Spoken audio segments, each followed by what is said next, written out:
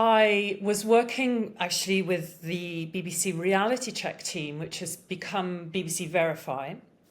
BBC RealityCheck was the BBC's response to, I wouldn't say misinformation because it was inaccuracies that, we didn't really call it fake news that they were responding to or misinformation. It was inaccuracies. And I wasn't there for this, but they had done a huge amount of work during the EU referendum that was held in the UK as to whether to stay in the EU or to leave the EU. There were lots of claims and counterclaims, and data was used inappropriately and all the rest of it. And the RealityCheck team did an amazing job of really checking, facts and claims and statements from all sides. Hey, Changemaker. Welcome to ReThink Social Change podcast, a show dedicated to helping social change practitioners improve the way they make change happen to achieve tangible and sustained impact. I'm your host, Ratiba Sharif. I've worked with some of the world's leading social change organizations for more than 2 decades on 4 continents to help them design better projects, learn from them, and measure their results. Using ReThink Social Change cards, I will challenge changemakers like yourself to share their experience on what worked, what didn't, and why in a very unique way. I will shuffle the deck of 54 ReThink Social Change cards and randomly draw 4 cards that will guide our conversation. So if you're ready for unscripted, jargon-free stories from the field, let's dive into today's episode. I have a great guest today, Janette Ballard. She spent 20 years at the BBC as a journalist and filmmaker, and for 3 of those years she led the BBC's media literacy program, teaching kids across the UK and around the world how to spot fake news and find reliable info. Janet's journey took a personal turn when her own kids started using slang and spouting opinions from the internet that left her quite baffled. Realizing the need for better digital literacy, she founded Be Smart Cookie Limited, aiming to help parents and carers teach kids to navigate the online world safely. With nearly a decade of experience in literacy and critical thinking, Janette has worked as a consultant, project manager, content designer, and public speaker. She has collaborated with lawyers, startups, and NGOs at home and internationally. She's also on the advisory board for media literacy at Amity University in India, and is the vice chair of the Newham Community Learning Multiple Academy Trust. Let's bring her in.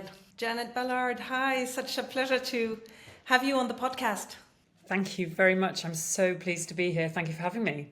I'm so looking forward to our conversation and seeing what cards come out and what we'll make of it. So as you know, I shuffle the deck of 54 cards. I'll draw 4 that will guide our conversation today. Okay, sounds good. I love it. Okay, so we have, in terms of context, we have a context card. I think it's the first time it comes out. Yeah. It's the historical context. So here we're looking at narratives, historical narratives, significant events, key milestones in the history of the locations you work in.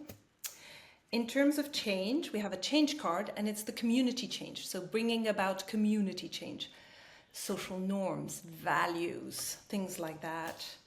Then I have a tools card, which is technical support.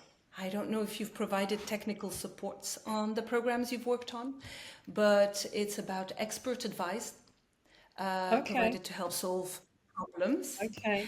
And then we have a qualify card, and it is scope. So here we're talking about focus, opportunities, the limits of the intervention. So we have historical context, community change, Yeah. technical support, Yeah. and scope. And as usual, you can start Good wherever you range. want. Yeah, I know. It's a great selection of cards. Okay. I mean, really, the obvious place to start is with the first card, isn't it? The historical context. It's a really useful card. Yeah. How so, Janette? Do you want me to jump straight in? Oh, yeah, absolutely. Yeah. So I work in media and digital literacy, and what that means really is I help people to be informed, to be knowledgeable, to be confident about using technology, about whether it's the physical tool. I don't do too much of that, but I do some of it. But it's more about the access to the internet and social media and so on that those tools provide. And I help people, get savvy, get smart, get safe in using it.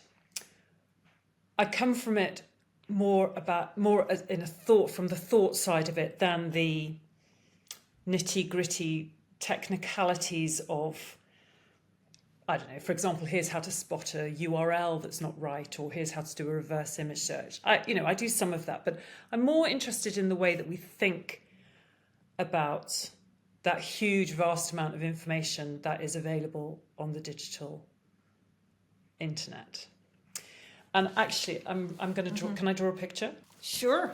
Okay. I'm so pleased this card's come up. I didn't know I was going to get a chance to do that. I did have pen and paper ready, but I didn't know I was going to get a chance to do this drawing, and it is one of my favourites. So the way I think about it is, problems with communication have probably happened before language arrived, right? You try to communicate something to somebody and they may misunderstand it, or you may deliberately try to get them to misunderstand it. So there's always been problems with communication and so on. But if we're going to jump to the more recent history, shall we say, essentially, I think when our parents, so my generation's parents, I'm Generation X, I think, when my parents and me, when I was young, the information ecosystem was pretty simple. You had, stuff would happen here. This is stuff happening. And you had the audience over here. Yeah. So this is people. And you had, journalists would go and get that stuff, and it would go through some kind of, let's call it a curation process here, before it came to us here. And, some of that curation was good and some of it was bad and some of it was biased or had a point of view. It wasn't perfect, but it probably wasn't very overwhelming for us. And of course, we know, I'm going to change colour. We know what's happened is that increasingly more and more people are seeing what's happening with stuff. So the media itself has expanded. It's contracting at the moment, but it's expanded. And more people are able to have more choice. Cable comes along, newspapers go online, etc., etc. But a lot of the material that's being gathered here of the stuff happening skips this curation process, and there's no curation at all. So it goes straight across to people. And you can see how quickly it will get really messy and really complicated for you. And that these people here now have huge amounts more information coming their way, some of which is curated in some way, usually at least transparently, or you can figure out what the curation principles have been. But a lot of it is coming uncurated. And in a sense, there's lots of people doing stuff to try and manage this. So, some of it is going through platforms and some of it is going through private chat messages, WhatsApp, whatever. And there are, journalism is trying to strengthen itself, trying to be more transparent, trying to hold its place in the digital information space to retain trust. So it's doing a lot in there to show its workings more, for example. Platforms are doing some things and governments are doing some things to try and make this a bit less messy. And I suppose where I work is I work here with the people in terms of what's coming in at them and what they understand of it. And what I'd really like to do, if I'm honest, which is a slightly different topic, is work with people at exactly the point at which the information comes to them, because I feel like one of the things that I'll tell you. Yeah, one of the things that happens with media literacy is that it sort of happens over here, but people use the internet over here. I mean, I'm guilty of it myself. I run a workshop for kids, let's say, in a school, and I run it off a PowerPoint, and not one child has got their phone out in front of them. They're just listening to me, and I'm showing them examples, and they probably get it. But the thing is that they're not learning that and applying that at the point at which they're actually using the tools that they go online with. So I'm, one of the things I try to do is bring them much closer together. And you also, I guess, Janette, you mentioned with context that about landmark. So I just, there's also information, it's no longer media, regardless of its, its width and how big it is. It's also people giving information. So we're also within that people group there. It's just stuff. People are seeing stuff happen, videoing it and sending it out, or creating events, doing their own thing. But yes, another way of looking at it is exactly right. It's all just going round and round and round and round in circles here, especially with people forwarding it and things going viral. That is not new content. That's just the same content going everywhere. Absolutely right. Absolutely right. And then there is with media outlets, then you have an editorial line. It's all over the place, right? There's no editorial line. There's no clear cut kind of criteria for choosing the information. And I guess with the internet, the algorithms apparently they only put in front of you the information that you once liked, or that people who are connected to you interact with or react to. So it's very interesting to kind of be exposed to that as well. But you were going to say absolutely about historical context. Yes, I was thinking of landmarks. I'll just pick up on what you've just said. I totally agree with you. As individual consumers, it's totally overwhelming. It's completely overwhelming. And we also now, in the last, I guess, 10, 15 years, increasingly the narrative that mainstream news outlets, for example, are actually misinformation in themselves, or they're distorting, or they're misrepresenting, and that they can't be trusted, has also, become part of the narrative. And what that means for an individual, for most individuals, I think, is that they don't know any longer where the anchors are, that they can, where the safe places in the storm are. Yeah. And interestingly, I'm not against any of this stuff happening. I think it's wonderful that people can create content and post it. I really do. But I want to help people understand what it is they're seeing, so that they can take an informed decision about whether they want to see more of it from that person, or if they really want to know what happened in the centre of their town where they live today, who's really likely to know what happened, and who can really tell them? Do they understand the difference between facts and somebody's opinion, or the difference between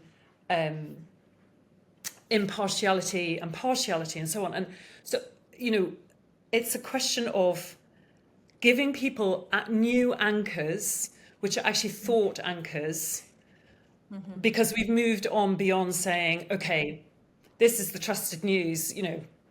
It's really hard to reassert that narrative now. So I think the new anchors are people's thoughts.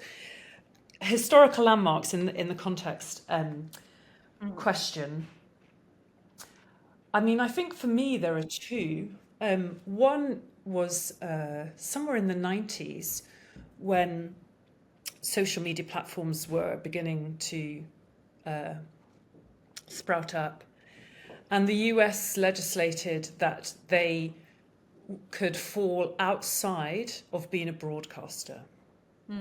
And it gave them the legal recognition that they were just platforms that just hosted other people's content. And that probably seemed right at the time. I get that, it probably seemed right at the time. But it has caused huge problems as social media grew, because there was no accountability system. And there was no way for making those platforms accountable for the content that they had. And I remember once sitting at a conference where there was a very kind of very smart French gentleman who had just started working for Facebook like a month before. And this is a few years ago now, and Facebook was getting a bit of a knocking at this conference. And he stood up and he said, my experience of Facebook so far is that actually they are also worried about what it is that they're doing, but they're just realizing now. So I guess we're talking, this must have been 5 or 6 years ago. So we're talking late teens, so 2018, 2019, pre-COVID. He said they are just realizing now that the responsibility that is on their shoulders. And I have some, not unrestricted, but I have some sympathy with that view that Zuckerberg, let's continue with the Facebook example, Zuckerberg created this platform. He didn't really know where it could go. I mean, I guess theoretically he knew where it could go, but millions of people around the world sign up for it, and he's got this permission to not be responsible for any of the content on it. And really the pressure comes to him from a PR and presumably, to whatever extent he has or doesn't have, his own ethical point of view as to what he's going to do about it. And I think less so now, but I think at the time there was an argument to say, gosh, even if you really wanted to do quite a lot about it, what could you do? Like you're not a country, you're not democratically elected, you don't have a huge civil service advisors, you don't have academic think tanks doing working this out for you. So I think there was a period in the teens where I had some sympathy for that view. Much less so now. Like the clock has ticked, we've moved on quite a long way. Really, the platform should step up. But you don't have to believe anything you don't want to believe, because well, what is the truth? Yeah, and so I think for me that was sort of. Were you still at the BBC at the time when the fake news concept kind of hit? Yes, I was. Yeah, I was still at the BBC when that happened. And I was working actually with the BBC RealityCheck team, which has become BBC Verify. BBC RealityCheck was the BBC's response to, I wouldn't say misinformation, because it was inaccuracies that, we didn't really call it fake news that they were responding to, or misinformation. It was inaccuracies. And I wasn't there for this, but they had done a huge amount of work during the EU referendum that was held in the UK as to whether to stay in the EU or to leave the EU. There were lots of claims and counterclaims, and data was used inappropriately and all the rest of it. And the RealityCheck team did an amazing job of really checking, facts and claims and statements from all sides. So Janette, let's maybe we could bring in some other other cards, because you set the scene, right? We know the historical context, some of the key milestones, key moments that have happened within that, to change the dynamics, to change the context, to change even maybe the players. We've talked about players changing as well.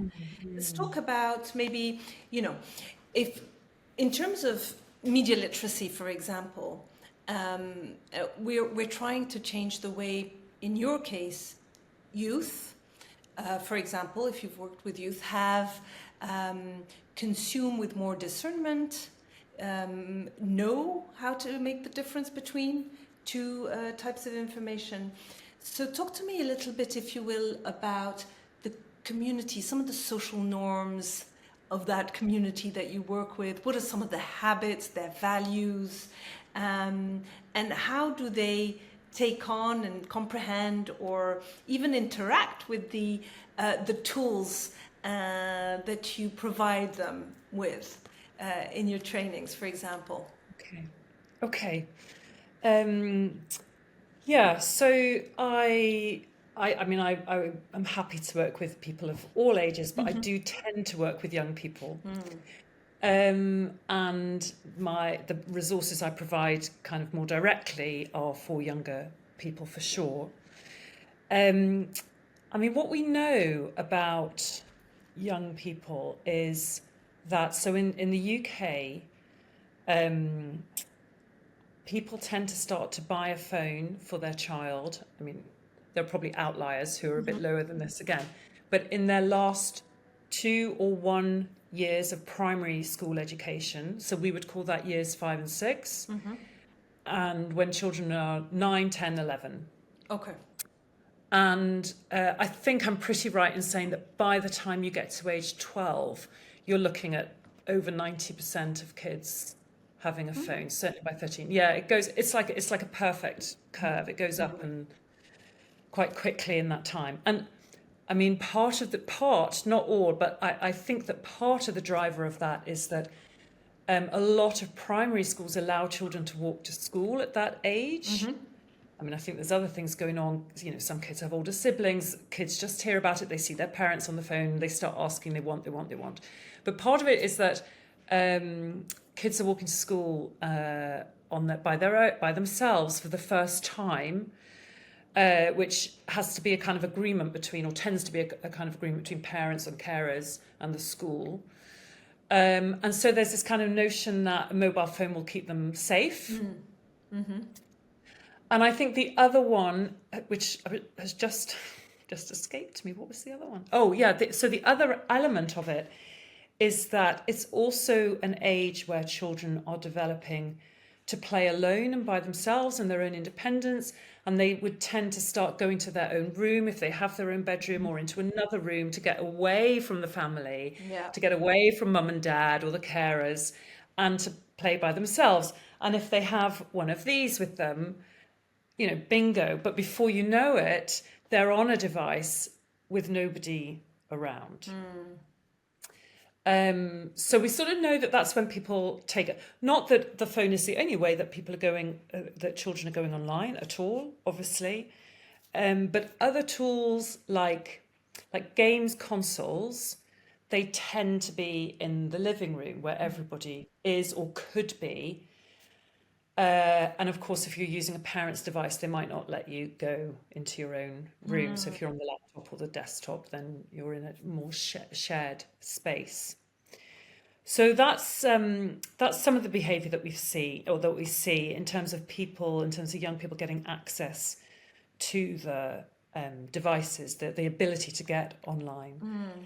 And I mean, it's almost unremarkable now, but we know that kids are really savvy at this stuff. You know, it was of no surprise to me that my children, you know, pretty much learned how to turn a page of a book at the same time that they learned how to swipe, or they could see the button. You know, and I sort of think, you know, that's okay. This is just physical ability to use a tool. It's what the tool can do that we need to be thinking about. And so I suppose I offer two things, really. One is that I try to offer parents and carers a different way of thinking about the technology and the digital space.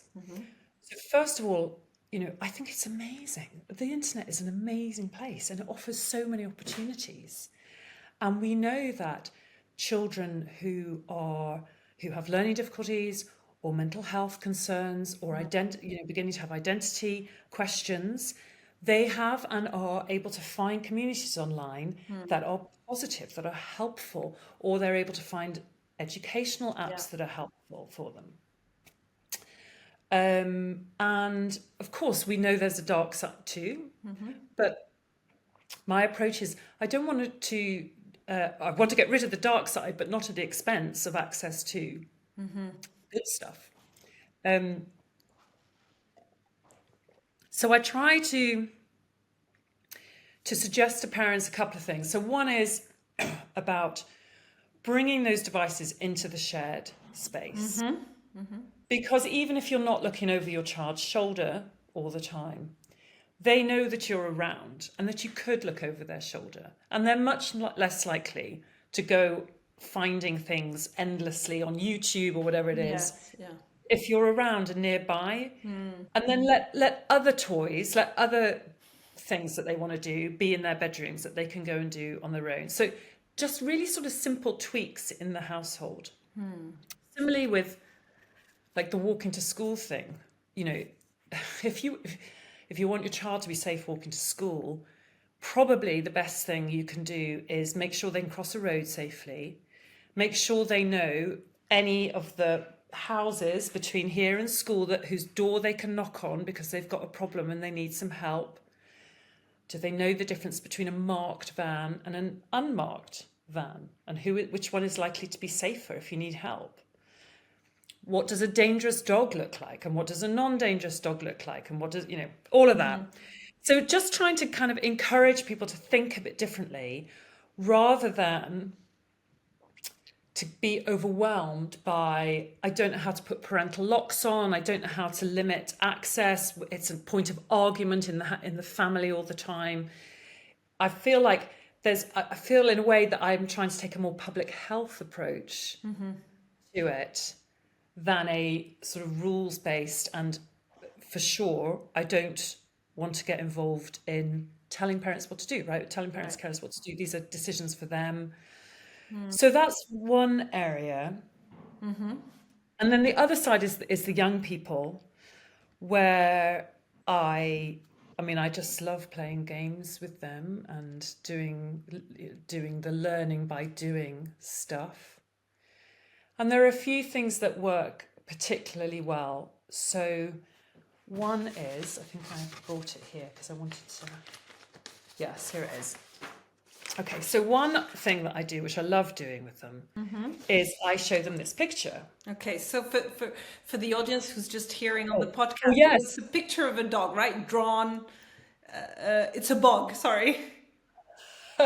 Well, yeah, okay, forgive me. Having come from TV and radio, I should have explained what it was. Yeah. In fact, we could slightly do this with yourself, Ratiba, if you don't mind being part of a little experiment.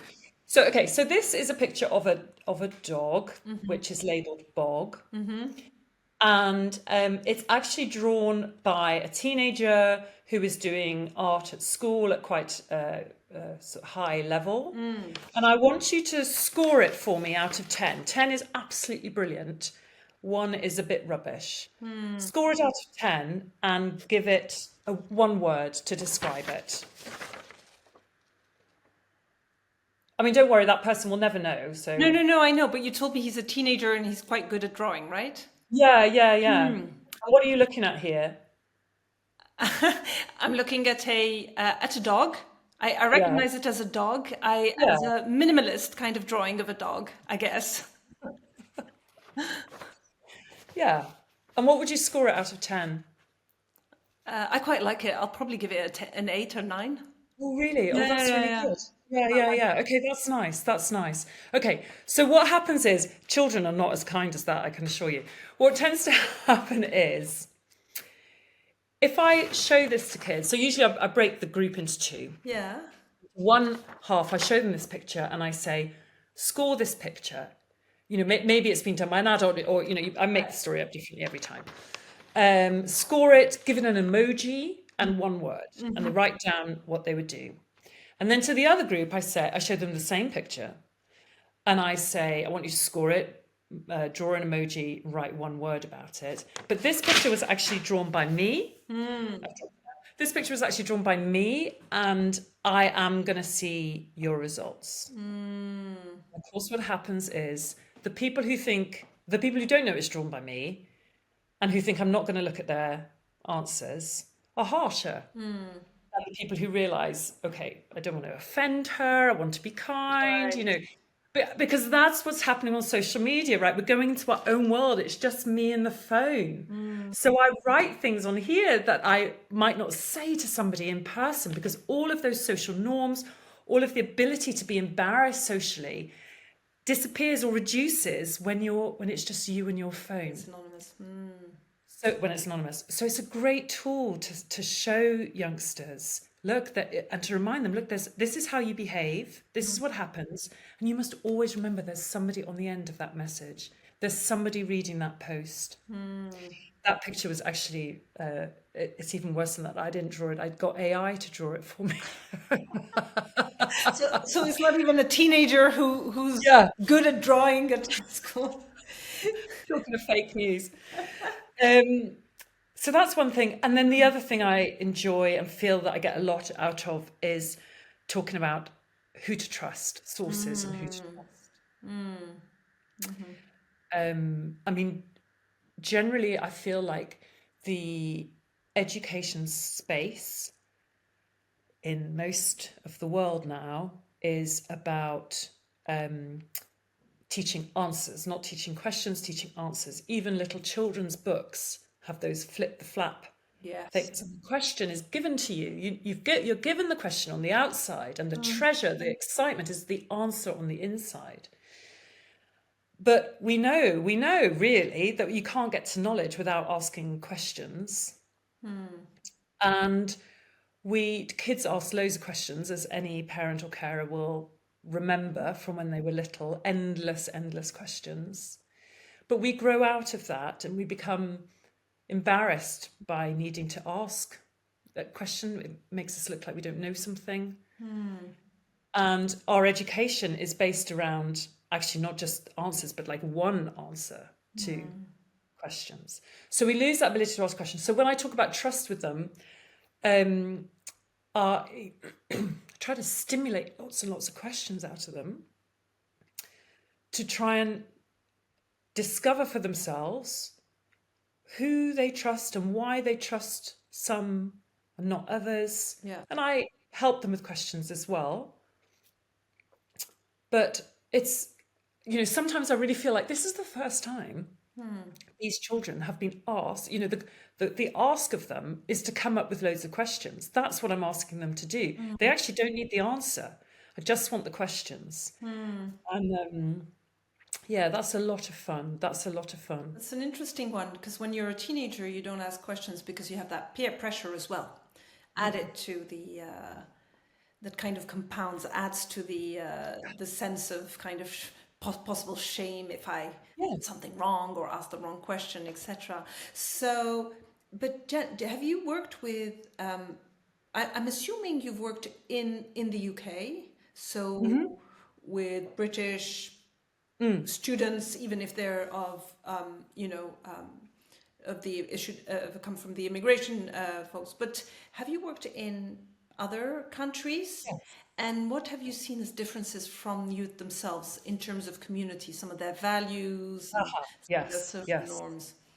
Good. Get me back on track with the card, that you're quite right.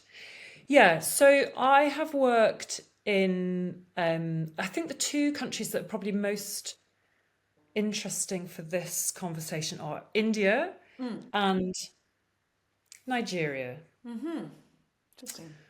Yeah. So in India, it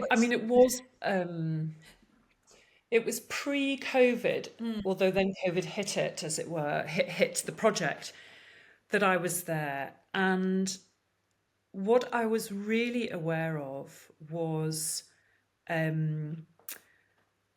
you've said it in a way that it was the community of how people's community of friends, and in particular family, which are often quite large networks that they're in contact with, influence their social media and their their information diet.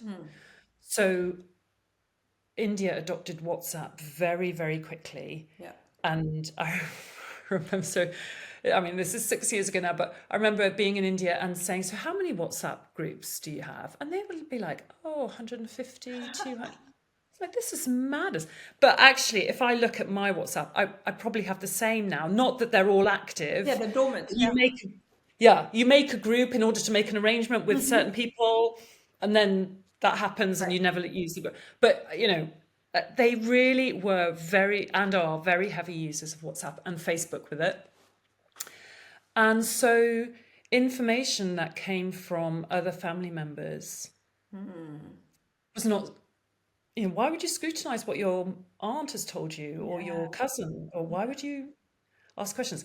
And I think that when COVID hit, I think that landscape was just, around the world, but it was just rife for misinformation about what COVID was, how to prevent it, how to treat for it, and so on. And of course, well, we now know, but in a way that was a turning point in the conversation about WhatsApp. I mean, I don't know about you, but when I was introduced to WhatsApp, I was introduced by a real technical, in fact, a technology journalist at the BBC introduced me to it. And he said, you've got to go on WhatsApp because it's encrypted. Nobody can read what you're saying. And at the time we were worried about data protection. That's, that was the buzz. What's happening to all our data? Which is, not a small topic and it's an important topic. But then, of course, it meant that it was all closed conversations and you can't get in. Right. So you don't know what information is being spread. Whereas, I mean, by contrast, it's not a very good contrast, but at least now there is some, Facebook have a library of political ads that get shown so that a person, probably usually a journalist or a researcher, can say, okay, well, what did this party show? And you can go and see the ads. Prior to them doing that, of course, that was also closed. People were seeing stuff that nobody else got to see.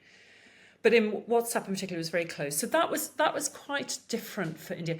And also it was different because, again, very WhatsApp connected. There had been mob killings in India where off the back of a news story about the specific details are a bit hazy to me, but a news story about a paedophile became we've spotted this person in town on the people writing on the WhatsApp. If it's on WhatsApp, nobody can verify it. No journalist, the police don't know that this conversation's even happening. And they tracked the man down and killed him. So it was really much more serious. It was much more serious than what we'd seen in the UK. I mean, I think that's changed in the UK now as well, although I don't think, maybe it hasn't got quite as dark as, I correct myself. There are definitely people who would say it has, actually. But it felt a lot more serious and real world and real consequences. And working with the kids there, they're such great learners. They are great learners.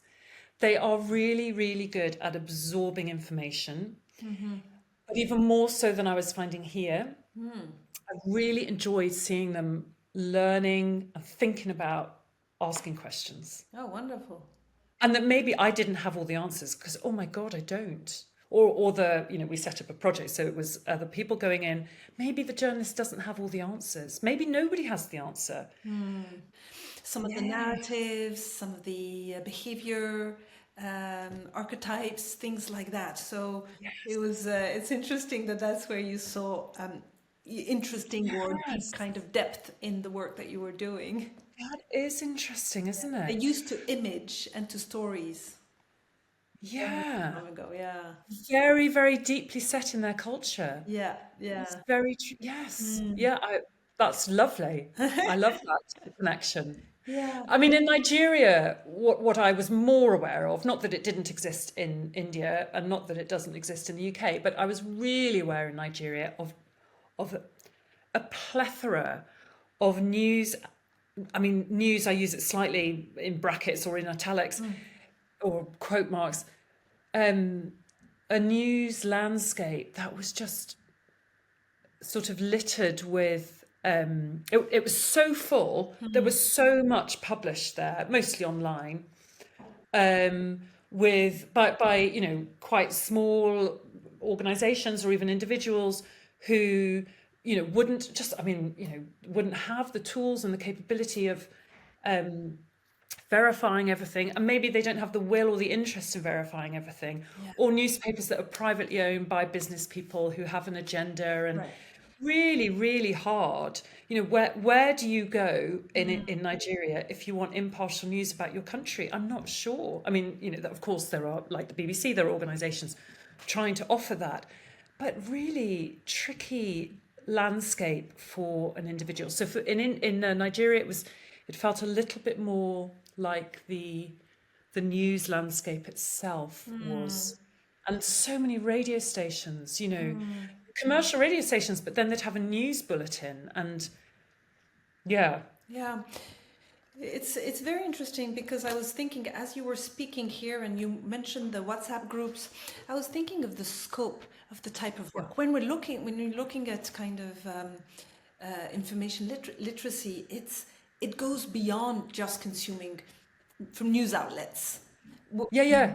You know, or you've got WhatsApp group, you have all the social media that are quicker, you know, and the time spent on a screen, on a view of the screen, is shorter and shorter. So, you know, and we've seen it as the different platforms evolved. You know, now we're just like swiping. Before it wasn't as easy as that, but now it's even shorter, that kind of split second that we're giving us. As you were saying, you know, as you were talking, I was thinking about the scope.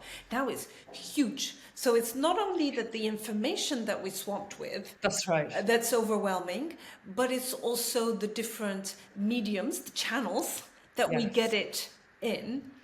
So you'd have your aunt WhatsApp you this kind of news information that she finds interesting, and all of a sudden it circulates in the group and people comment on it and you feel you have to comment on it, etc., and take up that. So the scope is very wide. Where do you actually start? Is there, you know, it's not about simplifying everything, because we know that there's a multiplicity of variables at play. But, you know, what are the key tools that you start with that at least help you kind of get rid of very quickly of the information, or recognize very easily information that is either dubious, or the source is not verified, or if it's just fake information? that is like the $6 million question. I mean, it's really hard, and I grapple and wrestle with it every day. Probably, I would say, you know, we need academia to tell us what works. Like, you know, we looking for a silver bullet, you know, looking for the elixir, the one thing that would eliminate most of it, or make. But as you say, I mean, eliminate most of it. The scope is so huge, right? Some people are worried simply about addiction. They're actually not that worried about the harmful stuff that's there. They're just worried about it. Others are worried about. I mean, there's an interesting statistic. I think it's, have I written it down here, about children of 11 to 18-year-olds this is a UK number. 71% feel more confident communicating online. Person, right? Wow. Do we need to worry about that? You know, so there's areas where is that worrying, or are we okay with that? You know, we don't even know what to think about it. 81% of the same age group use the internet for creativity. Is that fine? Or maybe if you're a purist artist and you think, you know, kids should be picking up a paintbrush, maybe that's not fine, you know. Yeah. And then you get the online harms concerns, and the range of the scope of the concerns or the questions is very wide, which then automatically brings the scope of the answers to be very wide. I tell you, I really do try to keep it simple. Overall in media literacy, I feel that it is still a little bit stuck in providing either top 10 tips, how to stay safe, or how to do this, or how to not be worried about that, which quite honestly, I mean, I don't read them all. I don't implement any one of them. You know, they're in one ear, out the other. I've forgotten them. You know, top 10 tips, I'm not convinced works. Or the other area, media literacy, I think is quite, what shall I say, heavy-footed in, is kind of the classroom educational approach. So here are some lesson plans you can use, or actually here is an online lesson. And listen, I'm as guilty as anyone of these sins that I'm discussing. But I sort of feel like we need to think outside the box, and we do need to offer kind of top things to think about, top tips to think about. I've said tips, there you go. It's so easy, right? and try and be quite singular about it. So, I mean, in terms of seeing misinformation, for example, one really easy suggestion is just have to hand the question, if it looks too good to be true, is it too good to be true? That could be quite handy if you had that to hand. Yep. Or, I'm trying to think of some others. I mean, what academia has drawn out for us, Stanford in particular is good on this. Joel Wait, I think is his name. Don't use that. I can't remember his name. There's an academic there who's really into finding what works. He's found two really interesting things that work. So he did a really lovely experiment where he, again though, it's around misinformation, but he showed the same article to three sets of people: members of the public, journalists, and fact checkers, to find out who took the longest to decide whether this was real or fake. And the fact checkers did it like super, super fast. There you go. The journalists were the next ones, and the public were the slowest. But the journalists and the public were closer in their time in how long it took them. The fact checkers just outstripped them. And what they did, which he thinks was the reason, and I kind of think he's right. Why wouldn't I? Journalists diligently read all the way down to the end of the article, and then started looking for other sources to corroborate it. Yeah. The fact checkers read the headline, half the first paragraph, and immediately left. So they call it horizontal reading. So they immediately left the website and went somewhere else to check it. Who cares what it says? And they discovered it. So that was quite good. And the other one that he has, that Stanford have come to, is pre-bunking. Okay. Which is the idea that if you can predict what might come up in media, so elections, for example, or touch wood, this obviously isn't about to happen or will happen quite the same way again. If there's another pandemic on the way, if you put out accurate information first, people tend to then believe the inaccurate information less when it comes. Wow. So that's pre-bunking. But I mean, that is a time-consuming, resource-heavy strategy, right? You need some government commitment to that for that to work. So we need everyone to think like fact checkers. We need everyone to. Yeah, that's a good one. That's a good one. So if there were tips, probably kind of the quick tips, because they're built over time, right? Over experience, that's how they've picked it up, and they become tips. So if there were, I'm trying to think. It's nothing is simple, but it's interesting to know, what are the faster ways or the quicker ways of knowing that. It reminded me, Janette, about the work that I'd done when I was worked for Search for Common Ground, worked with the University of Pennsylvania's Communications Department to look at the effects of episodic drama on knowledge, attitude, and behavior change, right? On youth. And we did this study where we took a pilot group and an exposure group and another group that was not exposed to the episodic drama. And we noticed a few things: that repetition is good. People don't get it in the first time. So that's one of the things that we noticed. And nice.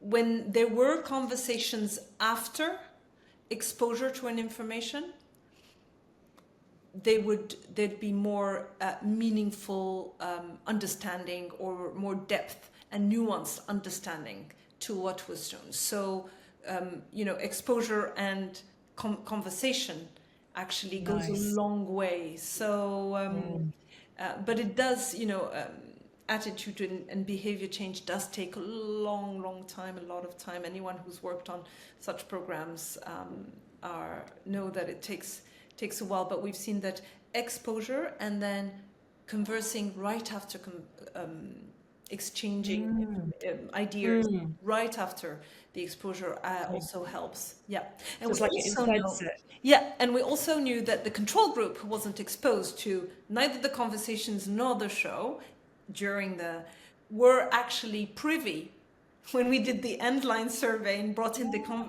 because people exchange. They're part of the same demographic, the same communities.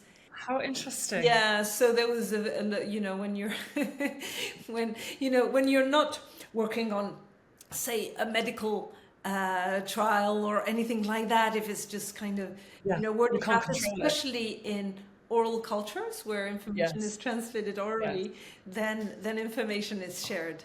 So it does spread whether you have WhatsApp or not. Anyway. How interesting. Yeah. So was that with the Annenberg School? Yep. Exactly. So I did my master's there. Ah. Yeah, under Bob Thornick. I don't know if he Yeah. was. No. They're great. Yeah. No, they're very good. And there was another. We did it with two a German university communications department in a German university as well. Yeah. So it was very interesting. We tested it in Kenya on one of the episodic dramas. That was really interesting, actually, the findings. Okay, so we spoke a little bit about community, a little bit about scope. You did mention before COVID you were in India and you worked with the program, so there was a program established. Yeah. A little bit about technical support of, how do you train those who will then train, or even in school, say school teachers or anyone who's working on school curriculums as well, how do you train them and what kind of technical support is provided? Is it standardized or not yet, etc. Just want to talk a little bit about that and see, what are some of the advances that have been made in terms of technical support on that, if you wanted to speak about that. Yeah, a great question. So, I mean, certainly across BBC projects, when we launched media literacy projects with BBC, and I've seen it now many times, I've worked with many other organisations now, and they've done a very similar thing. It's very simple. The PowerPoint with notes is a really good tool to hand over, because in the notes you can write a script, and nobody's expecting anyone to learn it, but at least you know that you've got the information there to go back to if you want to. And the technical advance, I would say, is that when we launched in India, it was out of the question that we would do it remotely. I was on a plane to go there. But now I work in lots of countries where I never go, and I do it like this on Zoom. And that's one of the things that a pandemic has brought to us, and we're now very comfortable with this model. Yeah. There are pros and cons, we all know that. Sometimes you need a mixed model or whatever, but it's opened up possibilities. So that's definitely been helpful. I think so a lot of the programs I've worked with are train the trainer models. I'm not sure that there's actually any evidence for this, but there's certainly a sense that this kind of, the better way to teach media literacy is in person. And therefore you've got a human resource problem right away, because you need a lot of people in order to reach a lot of people. Even if you do it by Zoom, So train the trainer models are really, really popular in this field. And I think it comes down to two things to make it work. One is non-technical, but really, really, really good recruiting. And that's not to say because some people are good and some people are bad. It's just about, I shouldn't even call it good recruiting. It's like appropriate recruiting. Who are the right people to do this? Who would feel comfortable doing this? Who would, gain things for themselves, which is a big motivating driving force in anyone's enthusiasm levels, and who's got a lot to give. So a lot of the media literacy projects I've worked on have trained academics, journalists, or people who have touched in those worlds at some point. And then it is about the tools. So I kind of flippantly say, it's a PowerPoint, but actually the PowerPoints have to be designed really well. You're never going to teach somebody a 50-slide PowerPoint. It's just too much. So the same kind of, in a way, I think a lot of because I was a television program maker before as a director, and a lot of those skills I've brought to this, which is, you've got to bring down the material. It goes back to your scope question. You've got to bring down the material to some key things, Right. and give people the key anchors in the PowerPoint or whatever it is that you've done to isolate them. And I mean, the power of threes is quite useful. It's not a rule, but it can be quite a useful number. If there are three things that any one session needs to deliver, this is them. And it's about clarity and signposting then. I think, a lot of these projects are done without much IT support directly, shall we say. And we've all been in that situation where the video doesn't play, or you can't download it from Dropbox or whatever. I think the other thing I would say about the technical side though is I actually try not, when I go in, I try not to take any PowerPoint or technology at all. I try to do it on pen, paper, and physically moving around. Or if we are doing it on a tool, I want them to be on their own tool, device, look something up on Google or whatever it is. And I have done some train the trainer models where that's the case. So there was a beautiful project that I was so lucky to be involved in last year in Myanmar, run by BBC Media Action, with girls, helping them to be digitally safe and digitally savvy. And I provided the teaching materials. And they were all about playing games or doing exercises or activities. There was no PowerPoint involved at all. And that was lovely. Really, really lovely. So, yeah. Does that get there for you for the technical? No, totally. Yeah. It's very interesting. So there's a roadmap. I mean, it takes the form of a PowerPoint with some notes and guidance for the facilitator. But the most important is those kind of milestones and kind of the posts, right, of what needs to be taken into account. And I think there are different methods depending on the audience and the time, right, the length of that training, etc. So it totally makes sense. I like the point that you made about having the fit for the job kind of personality and attitudes for the trainers that you train. Because essentially they will be there, they will stay on, and they will continue that, and they're part of the community, so they're also a kind of a reality checker for you as well.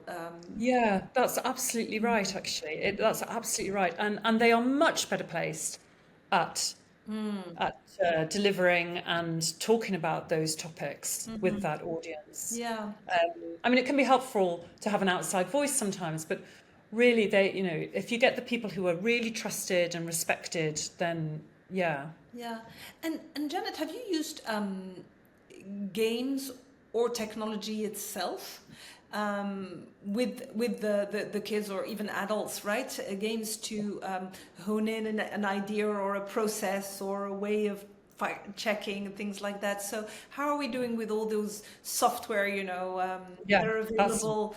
That's a great question. I should have thought about it. So I would quite often use, is it Kahoot, the quiz game? I would quite often use that. Okay. That's quite fun. So and as you know, there are lots of tools within Zoom and other products where you can play games or have a shared whiteboard and that kind of thing.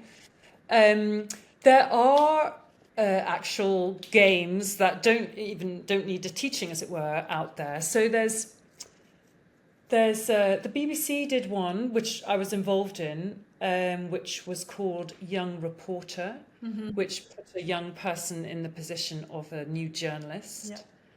And they had to, there was all this information coming in, and could they figure out what was accurate and what was important and where they should go next. That's a kind of half-hour online game. And there's another one, the name of which I wish I could remember, and it's actually about how to create fake news. And I think it was done by a team at Cambridge. Wow. Okay. Yeah, it's quite a brave approach, Yeah. like not how to spot it, but how to make it. You know, the idea obviously being that if you know how it's made, then when you see it, you'll kind of see through it that bit better. Yeah, Absolutely. Yeah. yeah. That's really And interesting. then, yeah, it is. And I know across Europe, there are organisations doing similar things, some of which haven't quite, aren't quite ready to launch, or they are, pooling resources into one space. Because I mean, that's the other side of the technical question, which is, if an ordinary person wants to Google, how can I help myself or help my child avoid online harms? There's so many different options. And there's very few places where it's sort of pooled together. The information is in one place. There's no one-stop shop for people. So again, it kind of depends what the algorithm throws up for you. Hopefully it's a sound charity or a media organization doing something in that space. But it's not easy. It's not easy. And yeah. And to close our conversations, because I'm conscious of time, Janet, but I do want to come back to, we started off with the historical context and that kind of that first time where the word fake news came up and everyone started, what is fake, what is real news, true news, things like that. Two things came up just because, very recently there was another, huge... with the elections in the US, and all of that, and the And this weekend, events, yeah. I was thinking about that and AI because, for example, the recent 2 days ago, just before going to bed, I saw a video and I saw it on a media on Instagram, so I didn't give it much. I thought, it's fake news. It's something that's made up with AI, and that's what I was getting to. With AI, they may have created this, so. And I didn't make anything of it. I woke up very early at 5 and I checked and it was all over the news. Because before going to bed, I did quickly check on the main news outlets to see whether anyone was relaying it because I saw it on Instagram. But then at 5 in the morning, it was all of the news. And my gut reaction was like, no one picked it up. So it must be fake news. It's a created video with AI. So it brings me back to now that it's not just people, in your diagram that you drew in the first place. Yes. It's a machine. It's not even a media outlet. Thank you. You've allowed me to develop that picture further. Let's go back great. to that and close with that. You're absolutely right. I mean, AI as a historical landmark is massive, massive. So that story, Ratiba, was it fake news and they were reporting it as fake, or it was actually real? No, it was the assassination attempt against. So I saw it very late at night on Instagram on a video. I saw the actual thing, and I quickly Googled to check the news outlets to see if they picked it up or if it was out there somewhere. No one picked it up. And it's only at 5 in the morning, so 5 hours later that or 6 hours later that I did find out that it wasn't fake. But my first reaction was, no one else picked it up. It must be fake. It's on Instagram. It must be fake. It's a created video, and AI now creates videos of these kind of things, which actually the ramifications in periods of elections and for this election, for the US election or any other election in this year especially, are huge. You can make people say things that they never said, as we've seen, etc. So tell me a little bit about the role of AI, the increasing role of AI, and how we're kind of mitigating and how we're working with AI actually to help detect fake videos, fake news, etc. Thank goodness you've asked this question so that we can talk about AI. I'm so glad. Thank you.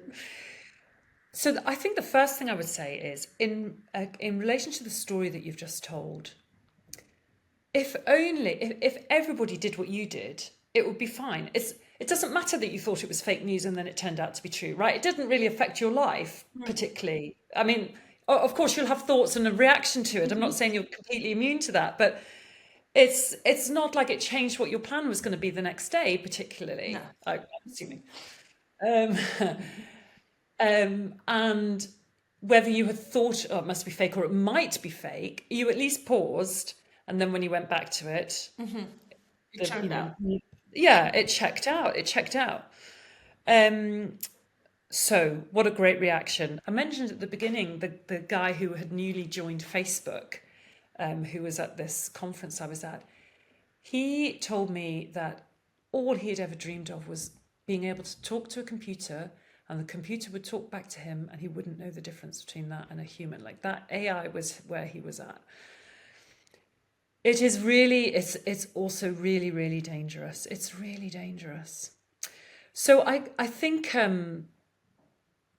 we are. I won't show you the picture because, of course, a lot of your people are listening, not watching.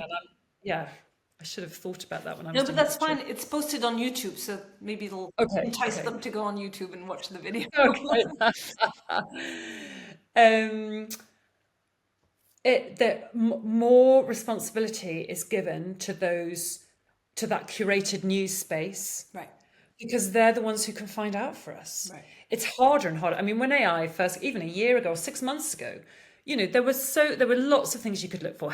Strands of hairs, people had 6 fingers and all that. Or they're correcting all of that all the time. It's going to get harder and harder.